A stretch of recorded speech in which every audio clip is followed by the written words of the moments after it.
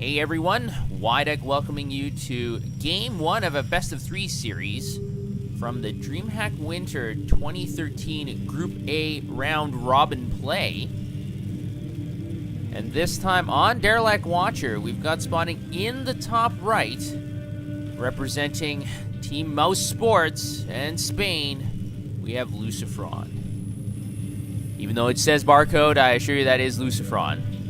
And his opponent spawning in the bottom left as the Red Zerg, representing Team Liquid and Germany, we've got the Little One.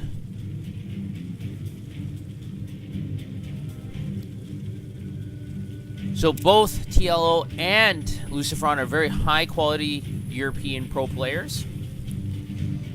And in this TVZ, it's really difficult to say who's going to be able to come out on top. In my opinion, they're both pretty evenly matched. I think TLO is really kind of more steady. I find Lucifron, his play to be a little bit more aggressive and maybe erratic. And that's not really a bad thing, because sometimes when you can spice things up, that can really throw the tempo off your opponent. So I'm really looking forward to this series. I do like casting Lucifron's games because I just find that his playstyle is aggressive and, like I said, kind of frenetic. So it's difficult to know what to expect. Now, I do kind of like that kind of different play style. TLO is going to be opening up with the hatchery at that natural, so no spawning pool yet. And Lucifron is going for that barracks first. Now, I really think that he'll probably be going for Reapers. Reapers are not that bad on Derelict Watcher, but to get to the main base, you do have to get into the natural area and then hop up or go up that ramp. So Reapers are not super effective, but they are, you know, somewhat effective on this map. And yes, we will be seeing a Reaper come out first for Lucifron, and he's going to finish off that wall off into his main base. So if any drones want to come in and scout, they're not going to be able to get very much. Something wrong with the mouse. Oh, okay. Well, hopefully that didn't delay Lucifron that much. The spawning pool is half finished for TLO, and it looks like he will be sending out a drone here, probably for a third hatchery. I think he's going to pick this location. It's very unusual to pick this location because it's very difficult to defend. And it looks like actually the drone is actually coming back, so TLO is saving up quite a few minerals. I'm not sure what he's going to be using the minerals for. We do have some queens and zerglings on the way, so very interesting. I thought he was going to be putting down that third hatchery. Instead, he's going to be opting to build some more units. I think that is a wise choice, as the Reaper is going to be arriving right away. There we go. The Reaper has been spotted. The zerglings are going to retreat onto that creep, getting that small speed boost, and now it will depend on the micro of Lucifron here if he wants to do any damage. Now, obviously, as a Terran player, you want to be able to kill some drones, but if you can pick off some zerglings too, I mean, zerglings do cost minerals, and so it's better to kill some units than no units. Unfortunately, it looks like for Lucifron, with the two queens, one at each base, these Reapers are going to have a difficult time doing any further harassment. There is two Reapers now. There are two Reapers, excuse me. But now the drones are going to be under fire. One of the drones is going to get caught in the crossfire, but one of the Reapers gets blown up as well, so that's not really worth it for Lucifron. Resources lost is even, and Lucifron is now going to have to retreat, losing one of those Reapers. So resources lost is dead even at 100 apiece. So that wasn't exactly a great trade-off, so I don't think any player really got the advantage. But we will be seeing double Hellion production right away coming out of this factory. And in conjunction with that Lone Reaper, I think some creep tumors will be targeted in the very near future, as TLO is putting down double creep tumors, trying to get that creep spread out.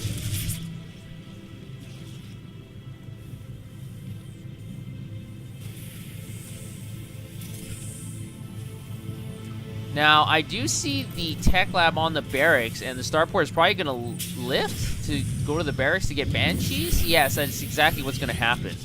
So it looks like Lucifron is going to be harassing with Hellions, and also with the banshees. So this is interesting. He's really going full harass play. Now, that Reaper is going to be able to... No, that Reaper is not going to be able to escape the range of that Queen. Is going to keep that Reaper from surviving. So now the only units that Lucifron has to harass with are Hellions for the time being. That Banshee is about 30% complete, but we're going to have to wait a little bit before it will finish. Now, these creep tumors are going to get targeted down. This is a very good play by Lucifron. This is what Hellions are for the early game. They don't have very high damage, but if you get enough of them, they can focus down those active creep tumors quite easily. And you want to keep the creep threat from the Zerg player, because if you don't, it exponentially grows out. So you want to be able to take it out as soon as possible. Scan does go down for Lucifron. Not able to see anything in the main base. So he may be kind of wondering what's going on in TLO's base. We do have double evolution chambers here and a spine crawler, so the Hellions are not going to be able to go up that ramp. And it looks like a scan is going to go down for Lucifron. He's going to be actively targeting down these creep tumors, so very interesting. He's being very aggressive with the Hellions. Generally, I don't see this sort of play. And it looks like the Banshee is now going to join the ranks of the Hellions. Unfortunately, that Banshee is not very effective against double queens, so that Banshee is going to have to back off for the time being. We do have +1 armor being upgraded by TLO. We don't have any upgrades up for Lucifron, so Lucifron is going to be behind in the upgrade department for a little bit. But it looks like he's been able to keep the Zerg creep at a minimum. At the same time, we do have about 8 Zerglings moving into the natural, able to harass that SCV line. The Hellions are coming back, as well as the Banshee, and the SCVs are just playing ring around the rosy, trying to avoid getting hacked down by these Zerglings, but the Zerglings are able to do significant damage, killing up to 9 workers. Wow. 9 SCVs going down. Finally, the SCVs are able to survive, and now they're back to work, but that was a huge economic blow for Lucifron. Not really finishing off this wall off. You know, a couple more buildings or even one more barracks, or if he put the command center here, I think it would have been blocked off. So that was a kind of a misplay from Lucifron, letting so many Zerglings into his natural, and now I think the advantage is in TLO's favor. He does have the supply advantage, and now he's going to be able to get his creep thread really going because the Hellions have been pulled back.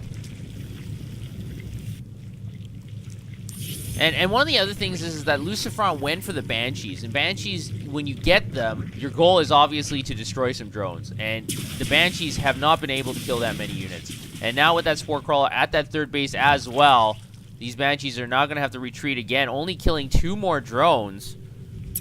Killing 3 drones in total, and one of them was the Reaper, was the double Reaper at the beginning of the game, so the Banshees have been very ineffective.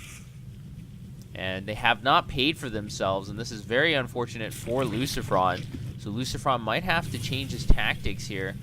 His early harass game plan did not pan out, and now he is a little bit behind. And in fact, he's actually just leaving his Banshees out here with draining up that cloaking energy. And very soon, the Banshees will not be able to cloak at all. This Banshee is only a few hits away from being destroyed, and the Mutalisks are already out. I think this is very dangerous by Lucifron. He is going to lose his Banshee, I believe, in the next few minutes. At least he's able to take down a few drones and a few Banelings, so it's not a total loss. It looks like TLO is totally concentrated on flying his Mutalisks to do some significant damage to that main base, and there are no missile turrets here. Lucifron is out of position. There are no Marines at that main base, so I think a lot of SCVs are going to go down in the near future. Let's see. The SCV count lost is at 9 before the engagement. It's up to 15, so 8 SCVs have been lost, 10 SCVs have been lost, 12 SCVs have been lost, and now the Mutalisks are just going to fly directly into the natural. The missile turrets are still being built. Mutalisks are able to force the cancel, or just no cancel. And now it looks like the Mutalisks are going to be going to that third base as well, and the Mutalisks, their positioning is quite good. The missile turrets are actually quite far away. I'm not sure why Lucifron didn't position the missile turrets closer, and instead it looks like the Mutalisks have been able to feast on 19 more SCVs in the last minute alone.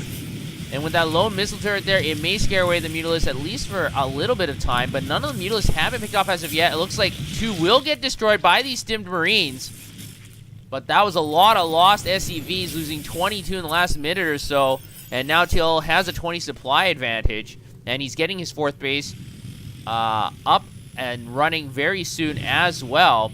And it looks like this little medevac drop will not work out. It will get picked off by these Mutalisks, and the Zerglings will come in here and finish off the remaining Marines.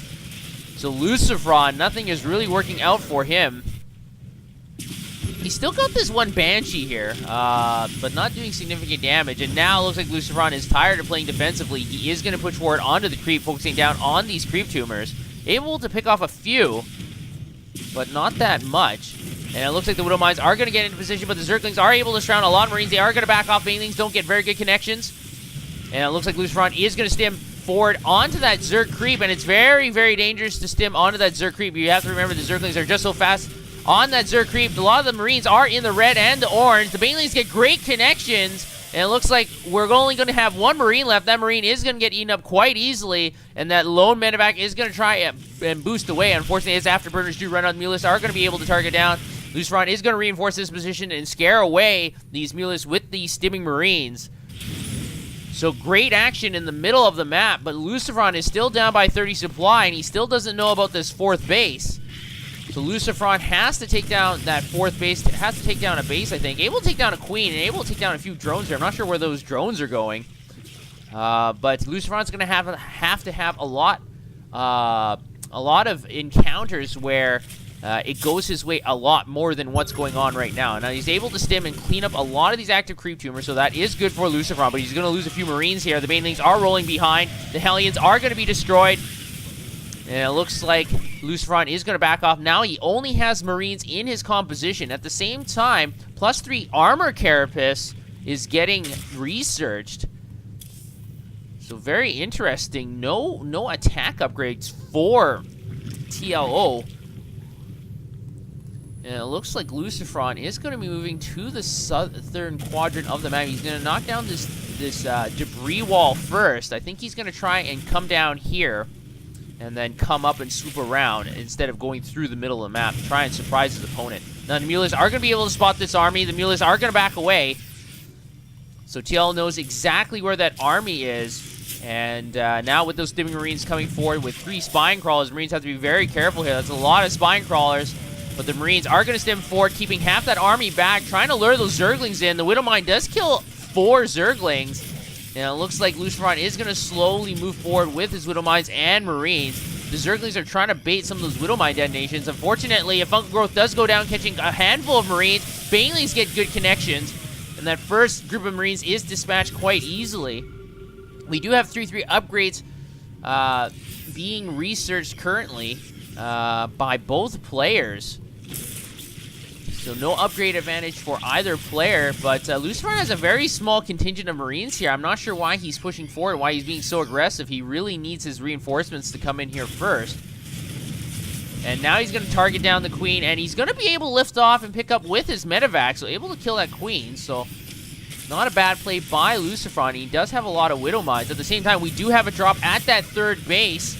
Spore Crawlers are focusing down on that medevac. The medevac is going to fall, and it looks like all these Marines are going to fall at the same time as well. At the same time, we do have an encounter at that 4th base. Marines are stimming forward to take down those Spine Crawlers. Only 1 Spine Crawler left. That will fall. TLO has cleaned up that attack at that 3rd base, but we do have a lot of Marines here. But now with the Ultralisk out, the Marines are going to have a difficult time dealing damage to that Ultralisk. And I really think Marauders are in order. The Marines are kind of left alone here. The Ultralisk is walking around here, taking down the Widow Mines, but able to kill a lot of drones because of that. Now it looks like we are going to have an engagement near the front of Lucifron's base. The Marines are able to stim and do substantial damage to those Zerglings. But it looks like they are going to get a rallying call from those Mutalisks and Ultralisks. The Marines are stimming and trying to do significant damage to the Zerg army. Unfortunately, we don't have a lot of Marauders. I don't see any at all. It looks like the Ultralisks and Mutalisks are going to be able to stampede in here, and Lucifron is going to tap out.